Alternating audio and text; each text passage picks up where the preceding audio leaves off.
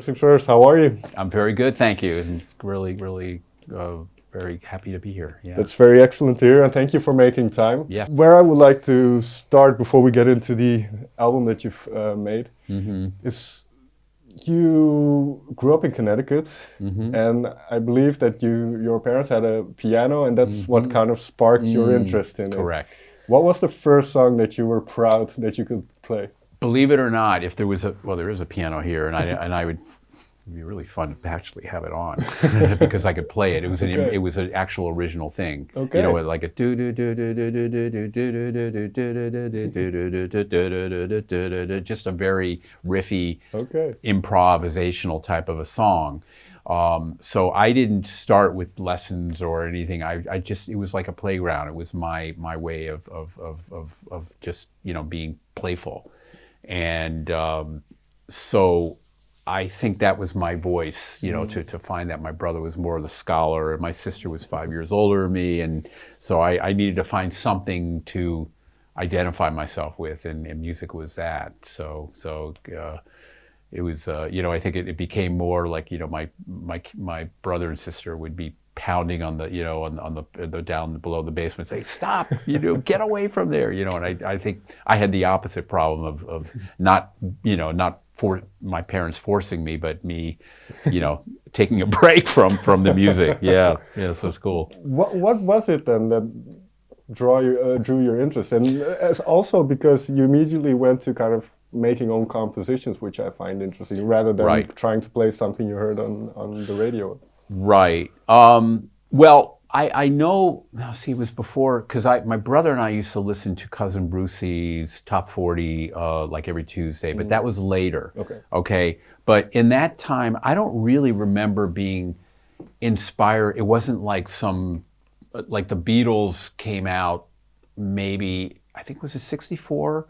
So I'm talking, this is more like 1961 when I started playing. So it wasn't, I think it was just who knows? And there wasn't any music in my family. That's a very good question you asked, because most people have never asked that question. What inspired me? I just think it was something to play. It was another toy, and I just made my own sound from it. And then I started taking lessons. But I was really fortunate when I was 11 years old. There was a teacher named John Mahegan who was the teacher at Juilliard. He's written many jazz books, very, very well known.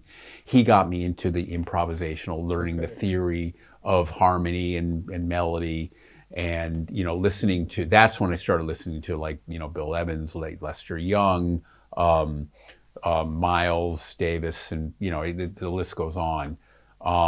And then I started to form bands, but I was playing a lot of pop music. The other thing that I started doing when I was 11 was going to Fillmore East, and I was fortunate to have one of my friends' brothers did the Joshua Light show there, so he got us tickets, and I was in the front row of the Bandit Gypsies, Jimi Hendrix, New Year's Eve, not the Late Show. And so that was really inspiring. And then I remember hearing Dave Brubeck at the high school in my hometown, and that definitely got me into the jazz world, to feel inspiration of that. So, but yeah, I can imagine that by this time the idea that you would be a musician for life was set in stone. Yes, it was. Yeah, there was no doubt that was what I was. I mean, I would say not at age 8, but when I started 11, 12. I knew that was going to be my career. Yeah. What went into the decision to go fully across the country, I suppose, to very good question. California? Well, this is really cool. Okay, so my father worked for Shell Oil, and the funny thing about him working for Shell Oil is that he used to come to The Hague. Okay. Yeah. And he always said to me, "You have to go to Holland. In your lifetime, it's an incredible country." But aside from that, we moved to Houston, Texas when I was in 11th grade, and you can imagine how hard that was, for me to move away from my friends and all that. My father had a business trip in LA and went over to this school called California Institute of the Arts, it was Disney school. And he talked to the dean, Leonid Hambro, and my father said, "This is your school. I think you found this is going to be a great school." So I went out there, auditioned, and I got into the college. And I think that I always wanted to be on the West Coast, and it was really it was my father who founded this college, believe it or not. Yeah. That's interesting. But then what I find even more interesting, once you've kind of finished your studies, you do decide to go back to New York. Okay, let me continue. After college, I as I was telling you in the other room, my first job was with the Hughes Corporation. Right. They had that song, big song, Rock the Boat, the disco hit. So we did a 6-week tour of the Far East, Australia, Japan, Philippines, and da-da-da. And then I worked with Les Brown, and that's when, we'll get more into that. I worked with Sinatra, Torme, and Sammy Davis. And then I think I realized that I missed my family. I was writing musicals at the time, and I wanted to get into the Lehman school, the Lehman Engel BMI theater workshop. I wanted to play jazz. And then I had a friend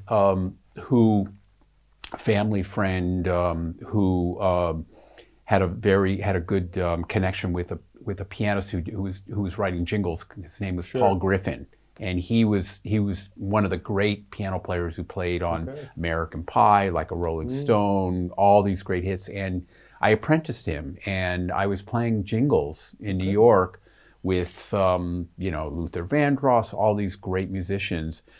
So I think it was with all these elements. It was, and there was a girlfriend who I wanted to get away from as well. Okay, so that's probably more of it.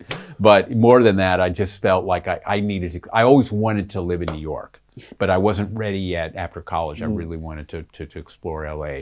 Moved to New York in '81, and then started to play jingles and formed a band. And yeah, so that's.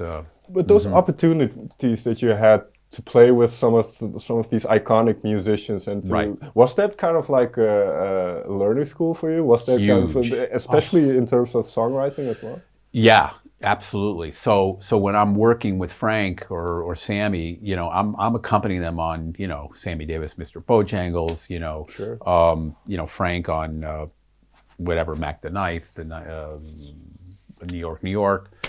And you're always listening to the to the songs as you're playing. But I also had the experience of more pianistically to really learn how to accompany these great artists. Yeah.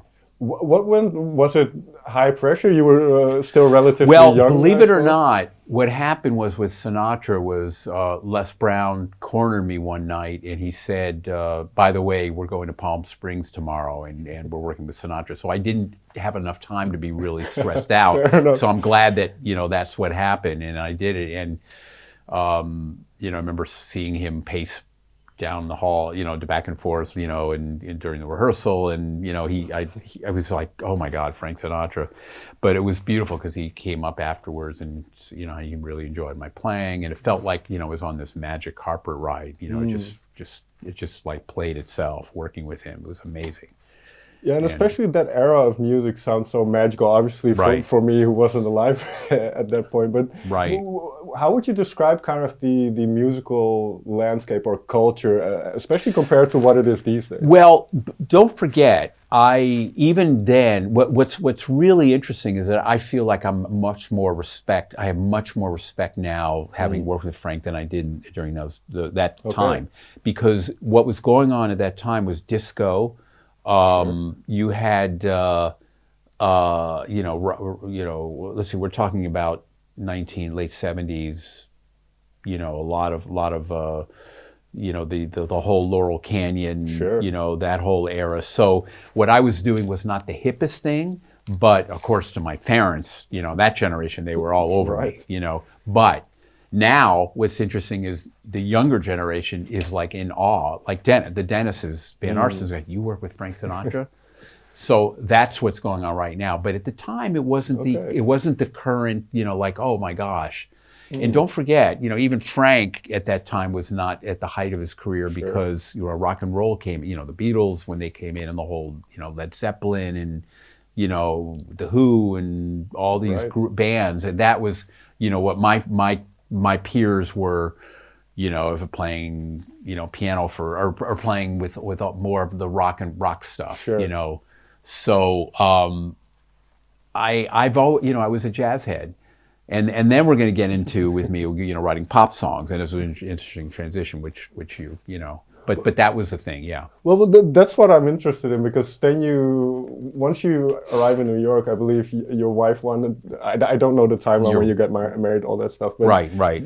Basically, your wife wanted you around a little bit more to help with the family, or just to be around more. Yeah, and not only that, but she knew I had a gift for melody. Okay. You know, and I wasn't writing pop, I wasn't writing song. Pop, I was writing fusion, instrumental music, and believe it or not, the first writer that I worked with was Fred J, who wrote all the Boney M hits. Okay. And he was older in his life at that time, so he wasn't like on his game. But being around him, he introduced me to Ahmet Ertegun and all these, you know, these icons in the music industry. Sure. So it was inspiring to just be, you know, to realize this is something I want to do. And so. You mentioned melody. Is that the key to what makes a good song? And the lyric, you know, the actual story of what makes, you know, how that connects to a listener, of, you know, the you know, if you're in a bar and you're hearing this song that comes on the radio, you know, whether it's Billy Joel or Elton John, it's the combination of the lyric and the melody that makes a great song. Did you kind of find your own voice within songwriting, or did that take a while? How did you kind of discover where your own It's a good question. It's a good question. Now, don't forget, I came from a jazz background, right. So most jazz players don't write pop songs. It's crazy, right? And my friends were shocked that, you know, when I had the big hit, which I'll get into. It's like, how did you write that? I'm very sensitive. When I'm in a room like we're going to be writing in an hour after this interview, you know, with Marie and Dennis, I'm going to be like, okay, what's the feeling in the room? And I'm of extreme, it's like, if you gave me a theme request, I could improvise to it. So I interpret feelings to music. Sure. And the other key is to what kind of, you know, if you're writing a pop song, you're not going to put in all these extension chords and dissonant melodies. You are writing for the market. And I studied, you know, I listened to James Taylor, I listened to Carole King and Aretha, you know, Burt Bacharach and Hal David, you know, listening to the great songwriters. And that, I think that's a big answer, you know, answer to your question is, you know, it being education, you know, knowing what, you know, the great hit writers. But it does come down to, you don't want to copy them, but you're inspired by what they do, and you find your own way to navigate. That's the key. But I think the cool thing then is, and you alluded to it already, but then one of the first songs that you've kind of put out there became a huge hit, which was Taylor Dane's "Don't Rush Me." So what was that like? Especially one of the first ones was immediately successful. Well, that's interesting. So Alex Forbes comes over, and that's another story of how I met this person. You know, but let's first get into the song. She comes over, and don't forget that was right around the AIDS time. Okay. And she came over, you know, with this lyric called "Don't Rush Me," pertaining to the climate of, like, I've made that mistake before. You know, this is a lyric. It's like, I don't want to fall into love so quickly, you know, with all the AIDS stuff going on. And it became an anthem for the gay community. She came into that, and what I do is I you know, I hear lyrics and I find a melody. So I'm going, "Don't rush me." I started playing that, and then it just started coming together, the whole song. We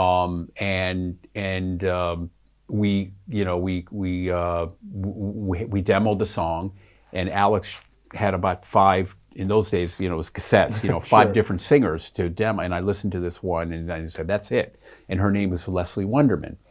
So, funny enough, my wife and I, she was pregnant, and we went to Italy, and we come back, this is 1987, and there was a voicemail saying, "Good news from Alex that we got a cut with Taylor Dane, Okay. And I thought, Taylor Dane, who's Taylor Dane? Well, that was Leslie Wonderman. Leslie had changed her name to Taylor Dane. So part of it is, I don't want to say luck, but she was the singer, and we knew the producer, and then Clive Davis was it was Arista Records. It all came together, and yeah, pretty cool. Yeah, that's definitely, I would say. I have to fast forward through a bunch of things, but one thing that I wondered about, because I did see that you've kind of throughout your entire career released albums under your own name, and just piano pieces, and even the last 10 years you've released quite some albums. Was that always important to not only write for others, but to keep a certain part to yourself? Yeah, well, it's interesting you're bringing that up, because when I was with Les Brown, I always had my own. This is not songs. I always had my fusion band, so I was writing instrumentals. It's very important, I think, for me, because I see a lot of people, whether you're musicians or composers, you know, they're always working for somebody else, which you have to make a living. But for me, like what I'm doing with Dennis now, I'm not just working for Dennis. We have a project together, you know, and it's really important for me to always, throughout my career, to know who Jeff Franzel is and to write for Jeff, you know, and that's, so that's a really important part of it. The solo records are a good example of me just putting them out and making that happen, that's very cool. Now, let's move towards what you've been doing with Dennis. I believe you met in 2019. Yeah. What happened was I joined a publishing company named Stranghold here, in Amsterdam. I have connections with the Netherlands because Aram Walstra, who was at Universal for 15 years, was my publisher, and then he moved to Stranghold and then hired me. Dennis wins the voice. Niels Pipers, who was at the concert last night, this is right when I joined, sends Dennis an email saying, you know, Dennis being a Sinatra / Bublé singer, you know, we just signed Jeff Franzel from the States, who used to work with Frank Sinatra. Would you be interested in he's coming over here, would you be interested in meeting and co-writing? And Dennis randomly, you know, he sees this email, he just freaked out. He's like, absolutely, get him over here in a heartbeat. So that's how that happened, and I brought Maria Christensen, the lyricist, because my focus is more on the music.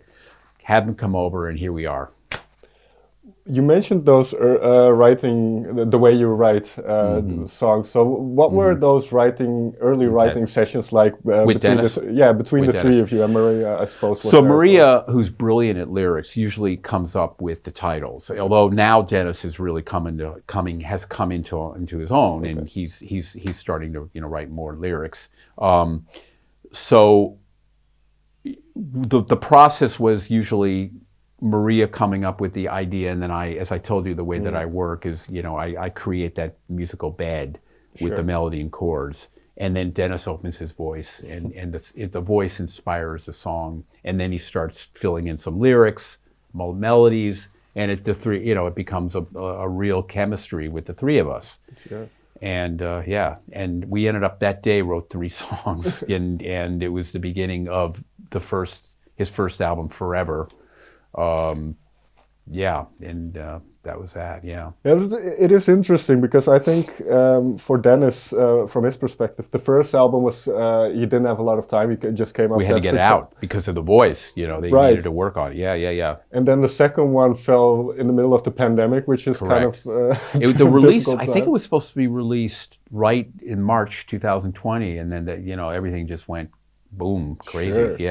And then you have the Christmas album, but I suppose for this one, even though I think it was recorded quite fast, but you had a little bit more time, I suppose. We did have a lot of time. We had a good year. I ended up. I think he first came. Some of it was written in Florida. Came to the States, and then I literally we came in this room last June, and wrote 3 songs. Okay. And then it definitely took its time. And I'm sure you've written many more than that ended up on the album. So what was the first one that ended up on this album that you that was kind of fleshed out or something? I'm looking at the song list. I would say me and the guy on the piano. Okay. You know, just because it was, you know, it was more, you know, this is, originally it was Mark Hofstede, who's Dennis's manager, to do this record. It was just going to be piano voice. Sure. And it ended up, you know, where we ended up using a rhythm section, cello, you know, but me and the guy, it was really, the focus was the piano and the voice, and that's how that started. Yeah. Well, I wrote next to that one, Jeff shines on that one, because you get to explore the piano a little bit more than perhaps on some of the other songs. Well, again, that's why, you know, you're exactly correct, and that's why, you know, this is so important to me, because it's not just, you know, writing a song, but it's showing off my piano ability. Right. And this does it. And as if you were there last night, I really shined on that song. It just went boom, boom, boom. So yeah, that's fun to do that. I mean, it has this kind of bluesy, jazzy, smoky bar type of vibe. Yeah. And I can imagine, it, like you say, yesterday live, does it expand what you do? Oh boy, did it expand. Yeah, it really does. I feel like I'm electric. And I was telling Dennis on the way over here that last night was reminiscent of me with Les Brown, because that was the way I used to play with him, and most of the other guys are older, and it was a gig, and they didn't have the passion that I had, you know, from yeah. No, but that's you raise an interesting point, because, and I think you mentioned something like this. You do a songwriting academy, I believe, and I do teach. I think, yeah. I think you find it very important to share your knowledge with younger generations. Why is that? Well, I think I want to keep the not only the legacy, but just to keep the spirit, people's spirit, and encourage them, because it's not an easy time to be a songwriter right now, as you know, with the streaming and everything. And I just want to, I feel like I can give back, you know, and don't forget, I learn too, you know, by being around younger people, it keeps me fresh. So it's a circle. Okay. And I really dove into it when COVID hit. Okay. And that's when we, you know, in the academy, it's based out of the UK. And it's really been a rewarding experience. Yeah. If we take this album kind of cycle or process, can you share one thing that perhaps you've learned from Dennis, or something that you noticed about working with him?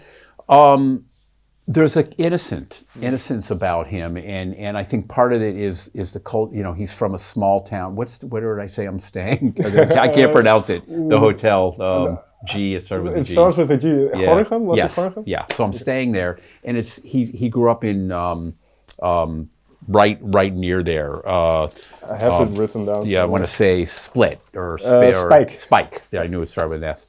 And it's very innocent and pure, and I think there's something very genuine about you know, there's a sense of it's not jaded, you know, and he's just, I think what I learned is that even at my age, you don't have to be cynical, you know, and he's very optimistic, as you'll see. That shines through the record as well, I think. Yeah.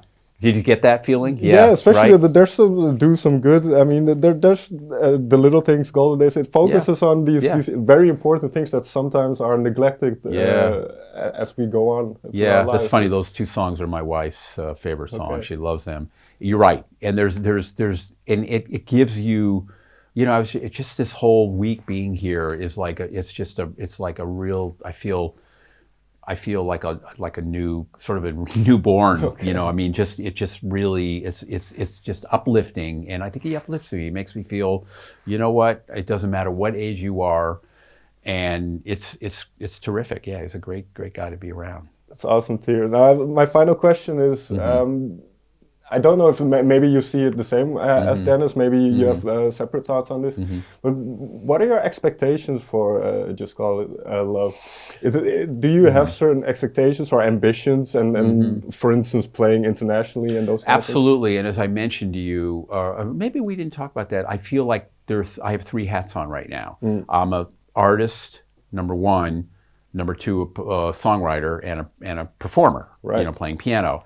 And I've never, yes, I did my solo piano concerts, but solo piano albums, but this is like it's including my songs.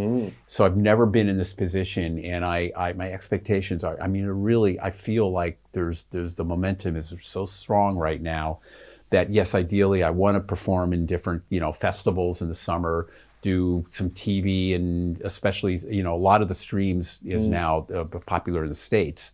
So right. I'd like to get Dennis known, especially in the States right now, and I feel like there's that there's a need for somebody like, because Michael Bublé has obviously been successful, sure. But I think there needs to be somebody following that trend, and that I feel like that could be Dennis very easily. This is I have one more question, and it just popped into my mind, but this tradition of those kind of crooner singers.